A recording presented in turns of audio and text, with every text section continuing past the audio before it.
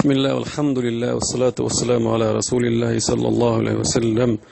اما بعد، درس امروز در باره شرط های لا اله الا الله، شرط های کلمه شهادت.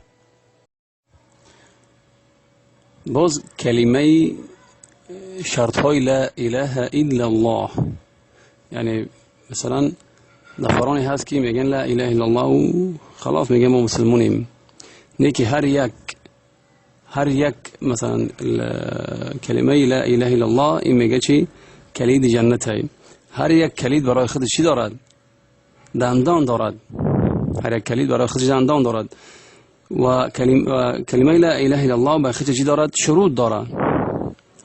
اما شروطش خیلی که میگه قال شيخ حافظ الحكمي أو الحكمي في منظومته سلم الوصول إلى علم الأصول بفكر من كتابش كامين ده والله أعلم. ما يجي العلم شرطاش العلم واليقين والقبول والانقياد فدر ما أقول والصدق والإخلاص والمحبة وفقك الله لما أحبه. این اون یک شعر شکر من چورا میگه شون یکم شرط ای شرط های لا اله الا الله این علم میفهمی اخ معنای علم یعنی که دانش یعنی که فهمیدن همون چیز، علم دانستن همون چیز. معنای علم چیه؟ معناش در نفی میگره و اثبات، یعنی احسا نفی میکند که چی اثبات باید کند. امیل باید بدونی چی چیز نفی میکند چی چیز اثبات میکند. و اثبات چی ای؟ زیدی چی ای؟ علم زیدی جهل ای. علم دانستن و جهل دانستن ای. خیلی که الله عزوجل در قرآن میگه فعلم انه لا اله الا الله. چی میگه؟ نمیگه که لا اله الا الله، نه، میگه پس بدان که چی نیست الهی او معبود مگر چی؟ مگر الله عزوجل. نیست معبود سزاواری پرستش، نیست معبود چی؟ سزاواری پرستش، یعنی مستحق برای چی؟ برای عبادت مگر الله عزوجل. و قال آیت دیگه میگه که الا من شهد بالحق، مگر که کسی چی؟ کسی که شهادت به حق میدهد.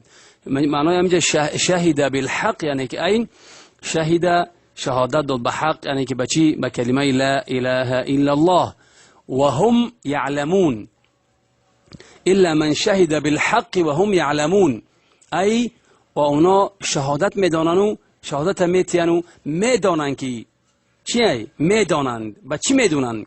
به دلاشون میدونند. معناش چیست؟ معناش که کسی که شهادت با زبان نطق کرد، یعنی کلمه شهادت با زبان نطق کرد، باید چی؟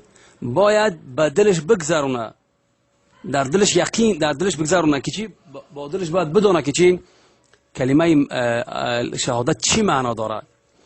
و در حدیث عثمان، روایت که عثمان رضی الله عنه، حضرت عثمان قال رسول صلی الله علیه و سلم، نبی صلی الله علیه و سلم فرمودند در حدیث خود که من مات و هو یعلم انه لا اله الا الله دخل الجنه. میگه کسی که چی شد؟ الله جانش گرفت، یا که کسی که از دنیا گذشت، پس و هو یعلم، کسی که از دنیا گذشت و او میداند که هر آینه نیست معبودی ای لا اله الا الله، نیست معبود سزاواری پرستش مگر الله. پس چی؟ پس داخل جنت می شود، وارد جنت می شود. یعنی من مات و هو یعلم بیدم جبک و هو یعلم انه لا اله الا الله دخل الجنه. یعنی که دیم از این شرط ها چی است؟ یقین به فهم معلومه. یقین یعنی که همین دونستن پرا، یقینا از تحت دل دونستن، یقین میگن چی؟ امون گوینده امین کلمه شهادت باید یقینا بدونه که یقینا و جازما، یعنی که چی میگن امون پره باید بدونه کی ایمان به دونستن علم یقین به کلمه شهادت نمیشه. یعنی باید آدم ایمان داشته باشه. چی؟ ایمانی پره. علم یقین داشته باشه. چی؟ علمی ظنی نه، علم یقینی داشته باشه. علم ظنی یعنی که علمی که مثلا من شک میکنم، مثلا یعنی شک میکنم که دوجه امین لا اله الا الله آیا یقینا نه، یا که ممکن چی گمان میکنم مثلا، یا که چی شک میکنم. اگر که شک در آدم کی درمد، شکی در آدم درمد نشید، امون کلمه شهادت گفتنش چی پره نیست، کامل نیست، از تحت دل نیست. شکلی که الله عزوجل میگه که انما المؤمنون الذين آمنوا بالله ورسوله ثم لم يرتابوا وجاهدوا باموالهم وانفسهم في سبيل الله اولئك هم الصادقون. میگه هر آینه مؤمنان، خاصتا مؤمنان، آنانی که ایمان آوردند به خدا و رسول، پس لم یرتابوا، پس شک نکردند، در خدا و رسول شک نکردند. انجام یک شک گفتیم یقین زیدش یی، یقین زیدش شکی. ولم یرتابوا و جاهدوا باموالهم، پس در راه خدا جهاد کردند. به چیشون؟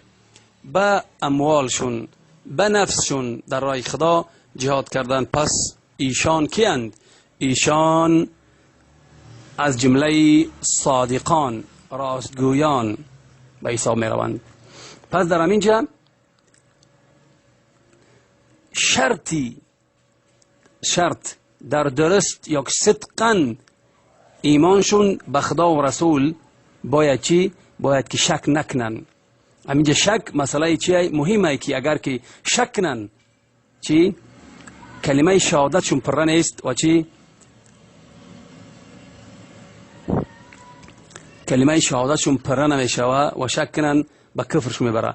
ای لم یشکو، شک نکرن. اگر که شک کردن پس چی؟ از جمله چی میگرن؟ از جمله منافقا شک میکردن در خدا و رسول، برام قچی نفاق میکردن، درویگی میکردن. در صحیح مسلم از حدیث ابو هریره گفت که الله پیغمبری الله صلی الله علیه و سلم فرمودند اشهد ان لا اله الا الله و انی رسول الله لا يلقى الله بهما عبد غير شاك فيهما الا دخل الجنه. گفتیم حدیث ابو هریره حدیث صحیح ابو هریره میگه که پیغمبر صلی الله علیه و سلم میگه که اشهد ان لا اله الا الله و انی رسول الله. میگه ما شهادت میدهیم. یعنی که معنای شهادت چیه؟ در زبان عربی معنای شهادت معنای یعنی که تو همون قدر درجه باید بگری که شهادت گویا که تو خداوند به دلت میبینی. شهادت یعنی که حاضر شدن، میشه در پیش قاضی میره شهادت میدی، یعنی که تو در پیش شهادت میره، در پیش قاضی میره نطق میکنی اون چیزی که در درونت هست، یقینا در درونت هست، اما رو به پیش قاضی رو میبری شهادت میدی. یعنی حاضر بدن، شهادت دیدن، رؤیه رو میگیره، دیدن میگیره. مرام میگه چی؟ اشهد ان لا اله الا الله و انی رسول الله و من رسول خدام لا يلقى الله بهما عبدا، لا يلقي الله بهما عبدا غير شك. میگه اگر که کلمه پیغمبر خود شهادت میده، میگه که اشهد ان لا اله الا الله و انی رسول الله، کسی که به همین چیزا و همین کلمه‌ای که من گفتم میگه با هم خیلی شهادت میتیه که شهادت نیست معبود به غیر الله عزوجل و من رسول خدام، پس خداوند اگر کسی که به همین کلمه واخره روز قیامت و شک نداشته باشه در همین کلمه ها، پس وای چیه؟ وای داخلی و وارد جنت میگره. در روایت دیگه میگه که لا یلقى الله بهما عبد غیر شک فیهما فیحجب عن الجنه. میگه که کسی که به همین کلمه اگر شک نکرده باشه و خداوند روز قیامت که واخرن فیحجب عن الجنه، فلا يحجب عن الجنة، از جنت چی محروم نمی شود. و در حدیثی یا حدیثی که عنه رضی الله عنه و ابو هريره حدیثی درازین امو چی مقصد خلاص شورت النبي صلى الله عليه وسلم بعثه بنعليه فقال من لقيت من وراء هذا الحائط يشهد أن لا إله إلا الله مستيقنا بها قلبه فبشره بالجنة. الحديث میگه که پیغمبر رای میکنه کی را؟ ابو هریره را رایش میکنه بنعلیه که به معنای بفیم نعلیه، نعلیه من چیزی در پا میپوشیم. رایش میکنه میگهش که کسی را که وا خوردی در پس همین دیوار که شهادت میده که لا اله الا الله مستيقنا، یعنی که یقینا از تحت دل که خداوند چیه شهادت میده که خداوند یقینا لا اله الا الله، یقینا از تحت دلش فچی و مجده بده بشارت بده بچی به بهشت. اما حدیث یعنی که شرط چناند برای داخل شدن به جنت کسی که میگه لا اله الا الله مستيقنا و غیر شک کننده نباشه. اگر که امی شرط اگر در دلش نبود و نیست شد امی شرط یقین که نبود زنچی چی بیشت ادو چی از بیشت محروم میگره. میگه اذا انتفى الشرط انتفى المشروط والجنه، داخل شدن جنت. نکی شرط چیه؟ شرط امین یقینا گفتن امین چی امین کلمه شرط سعی میتونیم چی قبول اون چیزی که با دلش میگذرونه و زبانش میگه. چخیلی که الله عزوجل میگه که در آیتی چی در آیت قرآن میگه احشروا الذين ظلموا وهم صافات احشروا الذين ظلموا وازواجهم وما كانوا يعبدون من دون الله فاهدوهم الى صراط الجحيم وقفوهم انهم مسئولون. تا آیتی چی تا آیت دیگر شه انهم كانوا اذا قيل لهم لا اله الا الله يستكبرون ويقولون ائنا لتاركو آلهة لشاعر مجنون. در این آیت خلاصه گپ میگه وقتی که اونا چی احشروا الذين ظلموا وازواجهم، میگه در یک جا جمع کنید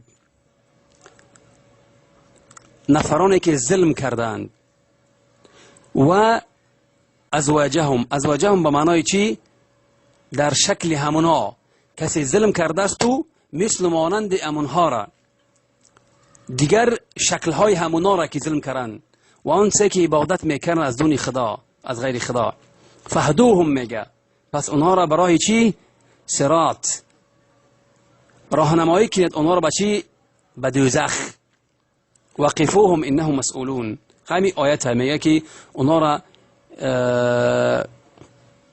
در یک جا منع کنید که اونها چیان مسئولن روز قیامت. حتی آیه دیگری که میگه که انهم امین آدمایی که بدن كانوا اذا قیل لهم لا اله الا الله یستکبرون. هر آینه میگه ایشان چا کرده بودند؟ ایشان وقتی که میگفتن شو کی لا اله الا الله لا اله الا الله بگوی یستکبرون کتگی میکردن. کتگی یعنی که چی میگن همون کبر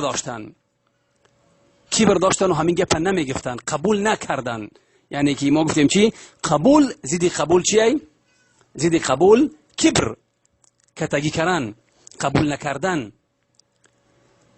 و چی میگفتن و ما ترک میکنیم خداهای خودمونه برای یک شاعر. پیغمبر صلی الله علیه و سلم شاعر میگفتن علیه الصلاة والسلام لشاعر مجنون. پس الله عز وجل سبب و علتی در آمدنی دوزخ شونه و عذاب شونه چی گفت؟ استکبارهم عن قول لا اله الا الله، کبر شونه و تکبر شونه و کتگیش ده از کلمه چی لا اله الا الله و چی دروغ یعنی که دروغ شماریدنی پیغمبر به آن چیزی که آورده استش. یعنی همون کتاب، همون کلمه لا اله الا الله و کتاب چی دروغ میشماریدنش، دروغ میحسابیدنش. فلم ينفوا ما نفته. پس همین کلمه ای که گفتیم که نفیش نکردن و اثبات آنچه که خدا وقتی که نفی کرد لا اله، اینا نفی نکردن. خدا وقتی که اثبات کرد الا الله، اینا اثباتش نکردن، بل انکار کردن، استکبار کردن، کتایی کردن. با گفتن که چی؟ آیا ما اجعل الالهه، آیه دیگری اجعل الالهه الها واحدا ان هذا لشیء عجاب. آیا ما همه الهایی که هستن، خداهایی که هستن، ما یک خداش میگردیم؟ این بسیار شیء چیه؟ این بسیار چیزی عجیب است که ما همه خدا را خدا بگیریم یا خدا را پرستیم. وانطلق الملأ منهم ان امشوا واصبروا على الهتكم ان هذا لشيء يراد ما سمعنا بهذا في الملة الآخرة إن هذا إلا اختلاق. خواهی من دوام آیات و چی؟ پس به همین چیزی که اینا انکار کردن و اثباتش نکردن و ردش کردن، قبولش نکردن، برای کبرشون، برای همین خداوند چی؟ عذاب شداد، دوزخ چی؟ جاشون گردوند. و در حدیث صحیح عن موسی أبي موسى الأشعري رضي الله عنه النبي صلى الله عليه وسلم قال: مثل ما بعثني الله به من الهدى والعلم كمثل الغيث الكثير أصاب أرضا فكان منها نقية قبلت الماء فأنبتت الكلأ والعشب الكثير، وما أصاب منها طائفة أخرى إنما هي قيعان لا تمسك الماء ولا تنبت كلا كل أو كلن، الكلن كلأ. كذلك مثل من فقه دين الله عز وجل ونفعه ما مجا مثل شيء، فذلك مثل من فقه في دين الله ونفعه ما بعثني الله به فعلم وعلم، ومثل من لم يرفع بذلك رأسا ولم يقبل هدى الله الذي أرسلت به. میگه در اینجا از ابی موسی اشعری حدیث روایت شده است که پیغمبر صلی الله علیه و آله میفرماید، میگه که مثل ما بعثني الله به من الهدى والعلم، مثل که من، پیغمبر میگه مثل که من الله عز وجل و هدایت راهنمایی و علم من رایی کرد از زمینه، مثل یعنی که من با علم خداوند، با علم و نور و با هدایت به زمین یعنی که فرستاده است. مثال میاره، یعنی مثالی که غیث کثیر اصاب اردن، باران بسیاری، یک زمین راچی در یک زمین باران بسیاری بارید، فکان منها نقیه فقبلت، پس همون زمینی حاصل خیز بود، پاک بود، تازه بود. قبلت الماء، آب قبول کرد، آب نوشید زمین. فانبتت الكلأ، پس چی؟ یعنی کشیزار ثبت شد، چیزایی یعنی که چی میگن آلین، چیزای فایده آوری از زمین برمد. و اصاب منها طائفه اخرى، پس چی؟ یک زمین دیگری که چی؟ باران در اونجا بارید باران، پس اون زمین دیگر آب نکشید، در او آب نایستاد، نکشید آب. ولا تنبت الكلأ، پس چی؟ یگان غله و یگان سی نبراورد، یگان سی فایده آوری نبراورد در زمین، برای آب نکشید، آب قبول نکرد. فذلك مثل من فقه في الدين. بعد مثال میاره، زمین مثال میاره، میگه چی؟ مثل کی کسی که در دین فقیه شد، عالم شد، در دین خوند و عالم شد، دین قبول کرد، اسلام و دین و چی؟ همه دین خوند.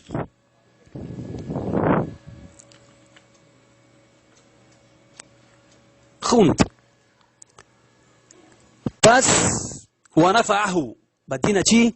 دین فایده آورد، به دین فایده آورد و فایده رسوند به مردم. همون چیزی که بد خدا و رسول که رایش کرده بودن اما رسوند به آدمان. ما بعثنی الله به فعلم و علم. پس اون چیزی که خداوند به او رای کرد از علم و از چی؟ از هدى گفتیم، هدى راهنمایی، چی را به آدما را آموزاند. خودش علم گرفت و آموزاند، یعنی خودش قبول کرد و آموزاند. و دیگر نفری که مثل دیگر نفری که سرش به همون نبرداشت، به همین چیز، یعنی که کتگی کرد، کبر کرد، ولم یقبل هدى الله، هدایت خدا را، راهنمایی خدا را، علم خدا را قبول نکرد. اما علمی که خداوند به او رایش کرده بود، مثل همینه، مثل زمین خداوند پیغمبر صلی الله علیه و آله تشبیهش کرده است، مانند کرد به یک زمینی که خلاصه به یک زمینی که بارون باری، زمین آب کشید و حاصل داد. زمینی که خشک بود، بارون بارید آب نکشید و یگان حاصل خیزی نداد، یگان غله و یگان گندم و یگان نداد. همین خیلی که مثل یک آدمی که خداوند علمش داد قبول کرد، اما علم خوند و رسوند. انا دیگه نفری که خداوند علمش داد و نگرفت، کتگی کرد، سرش برداشت، بالا برداشت. پس چی؟ به همین خدا پیغمبر صلی الله علیه و آله تشبیه داد. گفتیم شرط چهارم انقیاد میگره. شرط چهارم انقیاد. معنای انقیاد چیست؟ معنای انقیاد پیروی، یعنی پیرویی که به یگان سوال پیروی که پیغمبر پیروی در همه چیزش، پیروی که زیدی چیه؟ زیدش چیه؟ زیدی پیروی ده ترک کردن، پیروی و ترک کردن. زیدی پیروی چی بیده است؟ زیدی انقیاد، انقیاد منافی نفی کننده ترکی، زیدی ترکی، ترک کردن. ترک کردن میدونی؟ ترکش میده میره مثلا ترک کردن. قال الله عز وجل ومن يسلم وجهه لله وهو محسن فقد استمسك بالعروة الوثقى. میگه ومن يسلم وجهه لله، کسی که تسلیم میکند خودش برای خدا. تسلیم یعنی که به آن چیزی که امر کرده است اون بجا میاره، انجام میده. آن چیزی که من کرده است از آن چیز دوری و کناره جویی میکنه. و هو محسن، درجه احسان میرسه، محسن میگره. فقد استمسك بالعروة الوثقى. فقط چی؟ چنگ میزنه. بچی؟ بالعروة الوثقى. گفتیم عروة چی بود؟ عروة یک رابطه، وثقى یک چیزی مستحکمی، یعنی به یک چیزی مستحکمه چی؟ مستحکمه چنگ میزنه. که اون چیزی مستحکم چیه؟ عروة الوثقى. در تفسیرش میگه چی؟ کلمه لا اله الا الله. به همون چنگ میزنه، امور پیروی میکنه. و الی الله عاقبت الامور. پس چی؟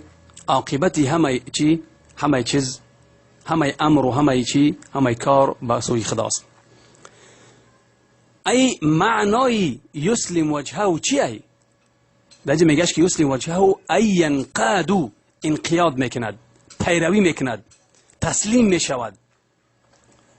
تسلیم شدن، پیروی کردن و تسلیم شدن. و هو محسن ای موحد.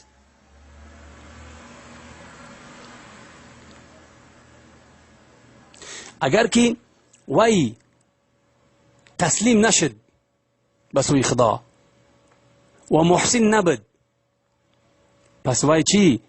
به کلمه شهادت چنگ نمیزنه،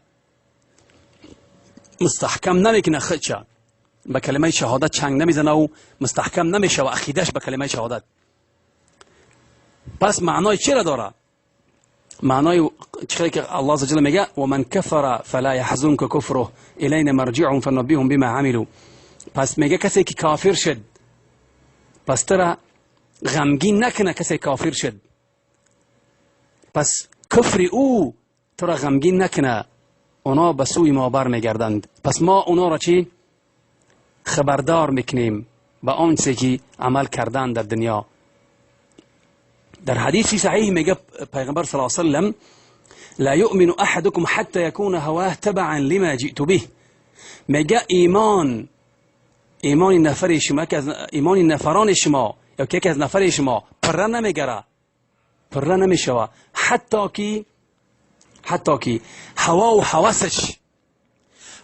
حواسش موافقی آنچه که من اومدم، آنچه که من رای کردم و گفتم به شما را به همون برابر نگره. یعنی هوا و حواسش همون اسلام باشه، همون چی میگه لا یؤمن احدکم، ایمان نمیاره، یعنی ایمانش پر نمیگره حتی یکون هواه، تا آنی که هوا و حواسش پیروی نکنن آنچه که من رای کردم، آنچه که من اومدم، آنچه که من خدا داد، سنت منو قرآن.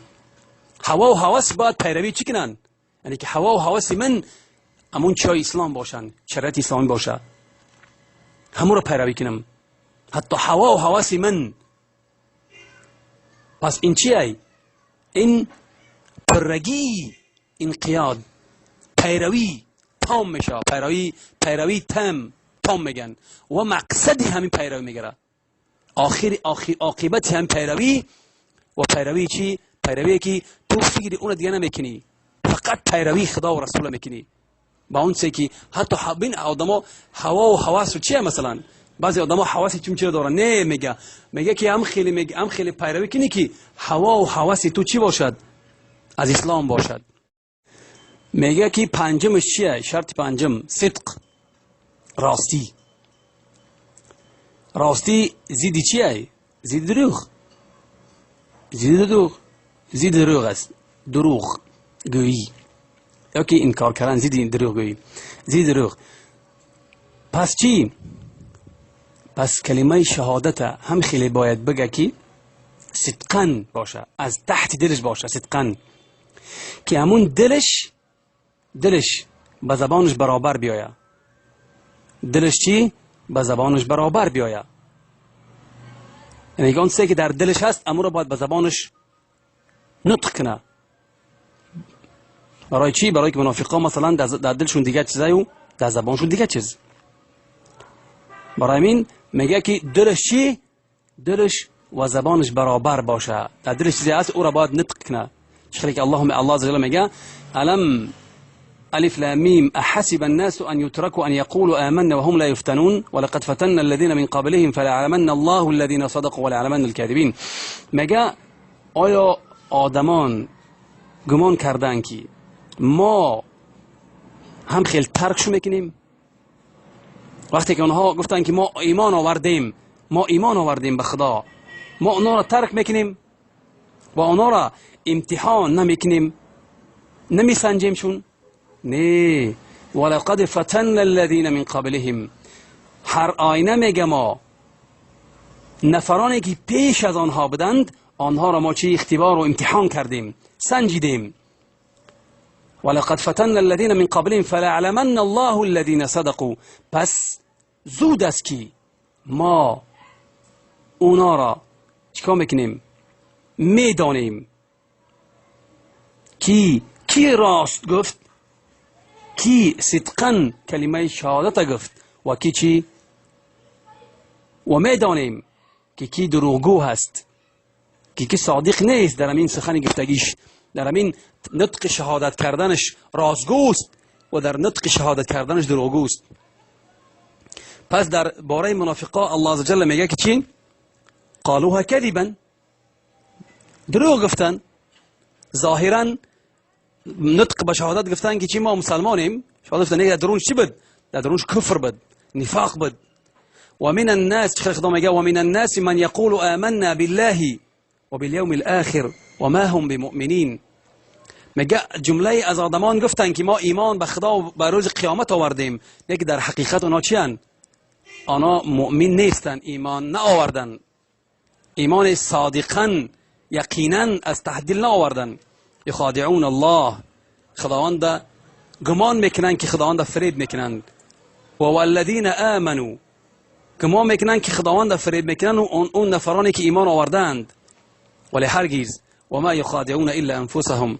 پس اونها غیر ایشان غیر خودشون یگان کسی را فریب نمیکنند، نه که آنها چی؟ آنها این کار حس نمیکنند، این کار از این کار بوی نمیبرند. فی قلوبهم مرض فزادهم الله مرضا. پس چی؟ در دلهاشون، یعنی دلهاشون مریض است، دلهاشون بیمار است. یعنی بیمار معنای چی داره؟ معنای شک داره. دلهاشون بیمار است. فزادهم الله مرضا. پس خداوند در دلشون امون مریض بیماری زیادتر کرد. ولهم عذاب علیم. پس برای آنها چی است؟ عذاب دردناک به آن چیزی که ما گفتیم، به آن چی دروغ میشمارند یا دروغگویی میکنند. و در صحیحین میگه من حديث معاذ بن جبل رضي الله عنه النبي صلى الله عليه وسلم قال النبي صلى الله عليه وسلم ما من أحد يشهد أن لا إله إلا الله وأن محمدا عبده ورسوله صدقا من قلبه إلا حرم الله على النار.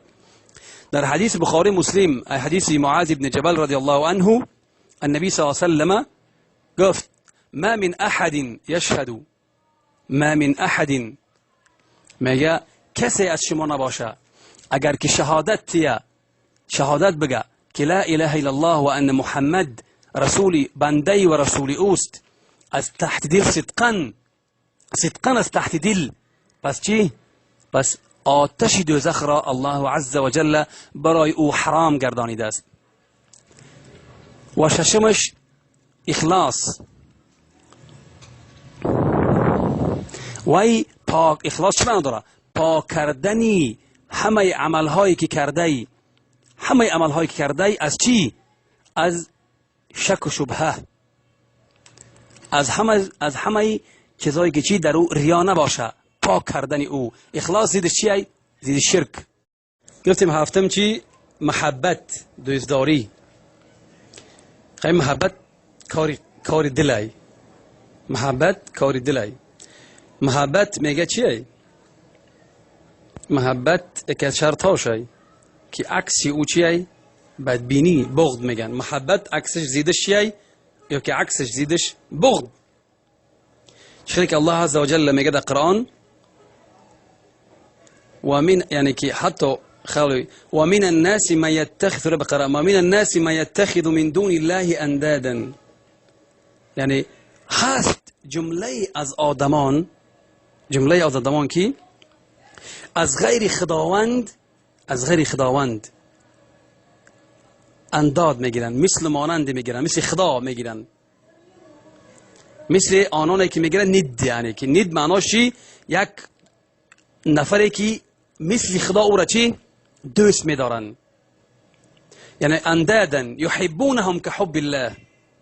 همه خیلی که مثل که یک نفر مثلا چی؟ یک نفر مثلا حافظه سرانده را مثلا دوست میداره، همه خیلی دوست میداره که رنگ خدا برای او میگریه، وقتی که حافظی میگریه و میپره و میداخشه میدرونه. انا میگه که چی؟ و من الناس ما يتخذ من دون الله اندادا. از غیر خدا ند میگیره، یک نفر دیگه رنگ چی؟ یعنی که یک نفر دیگه را به مثل خدا دوست میداره. یحبونهم که حب الله.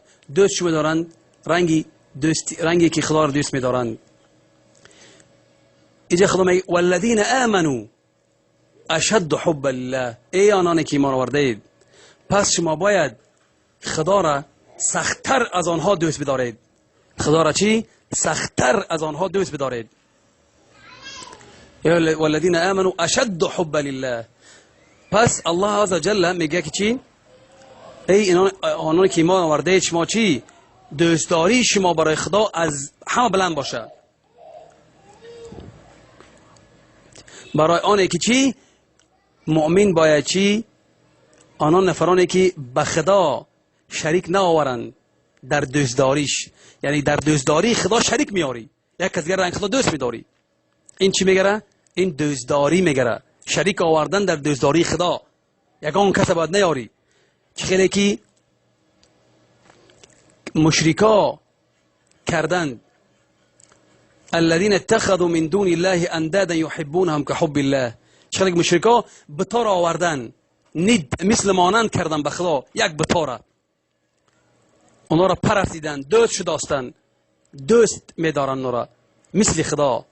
مرام خدا میگن که چی؟ ای آنونه که ایمان آوردید شما خدا را سخت‌تر دوست بدارید، بیشتر دوست بدارید، زیادتر دوست بدارید. در حدیث صحیح ای انس قال رسول صلی الله علیه وسلم لا يؤمن احدكم حتى اكون احب اليه من ولده ووالده والناس اجمعين. پیغمبر صلی الله علیه و سلم در صحیح مسلم بخاری مسلم حدیث انس روایت کرده است که پیغمبر گفت فرمودند لا يؤمن احدكم، یعنی لا یؤمن احدکم یعنی ایمان نمیبره کسی از شما، یعنی که ایمان نآورده منوش ایمان پره نمیشوه، کامل نمیشوه تا